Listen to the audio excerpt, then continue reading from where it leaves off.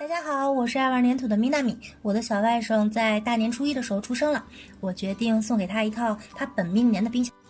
这套抓周系列的每个造型呢，都会是我的原创设计，做法呢也会比较简单，而且在它抓周之前贴在冰箱上也很实用呀。一起来看看教程吧。用粉、绿、黄色的粘土呢揉成泥条，再把这些条呢拼在一起，在拼好的长方形上呢加一些小按钮做装饰。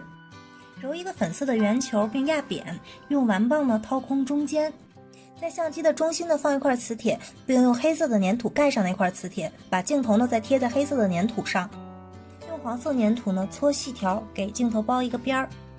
镜头做好之后呢，再拿一片磁铁来确定磁极，让这片磁铁可以和里面埋着的那块磁铁的磁极是相互吸引的。第二片磁铁的作用呢，主要是用在镜头盖上，可以吸在镜头上。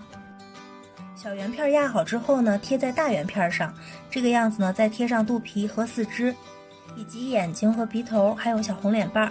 如果这个部分贴不好的话呢，可以用中性笔画出来。接着呢，用白色荧光笔在相机周围画上白色虚线，做装饰。等晾干之后呢，既可以做冰箱贴，也可以做抓周的小道具。这个系列呢会有很多，喜欢的可以一起做一做呀。那么我们下期见喽。